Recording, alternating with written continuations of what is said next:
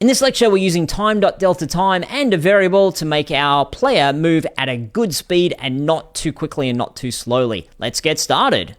A whole bunch of game development is problem and solution. What's our problem at the moment? Our object is moving really fast.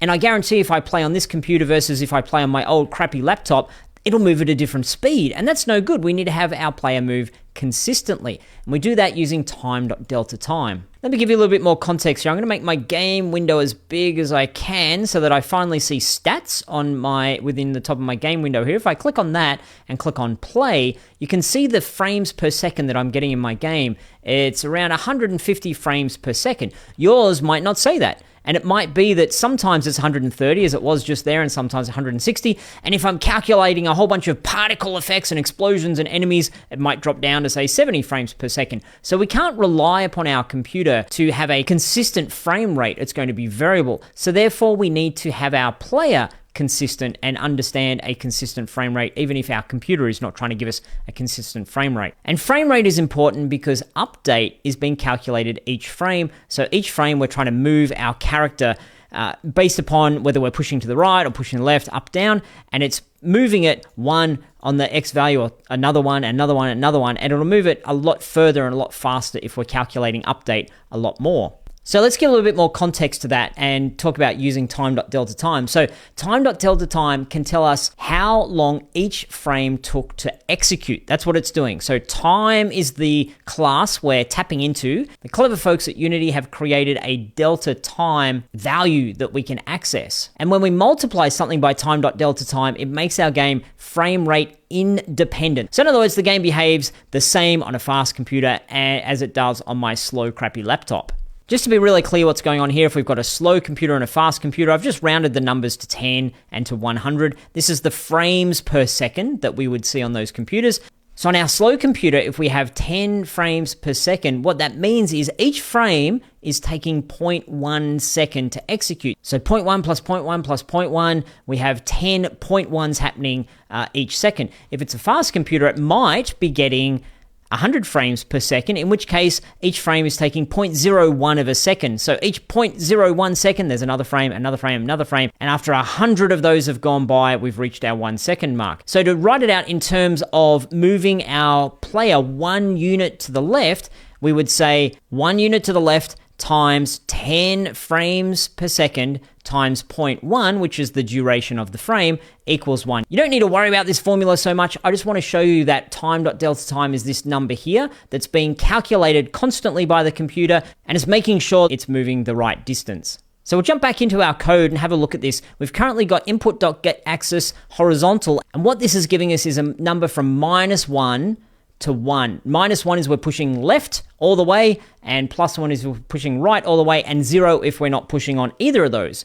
And then we're putting that into here, so if we're pushing all the way to the right, it's going to be moving 1 whole unit per frame, and that's too quick for us. So what we'll do is multiply input.getAxis horizontal, we'll multiply, which is the asterisk, that's shift and then the 8 key on your keyboard, by time.deltaTime.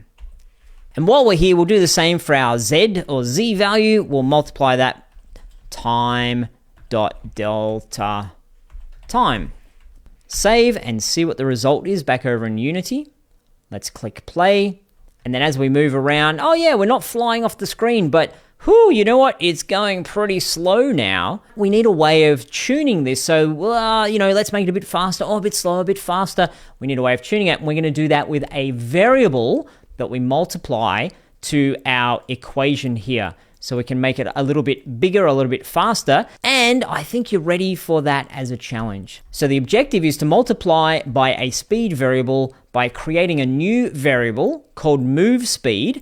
And the value of move speed does not need to update each frame. There's a hint for you. We set it once and then we leave it. Also make it available in the inspector. There's another clue for you. We've done that in the past. And then multiply your X value and Z value by move speed so that we get that right number being placed in our transform.translate. There's your challenge. Take that on. I'll see you back here when you're done.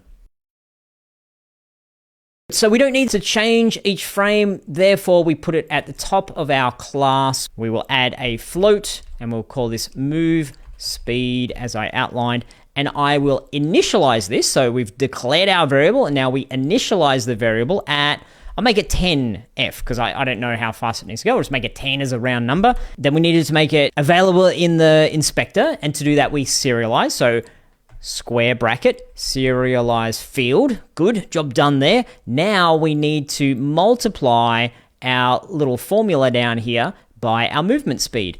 So at the end of our float x value, I'll hit asterisk to multiply by move speed. We'll do the same for our z or z value. Maybe I'll stop saying Z or Z. I'll just say Z from now on if that's okay with you. You know what I mean when I say Z. You're not going to be all confused. Okay, so we've created all that. I'm going to save.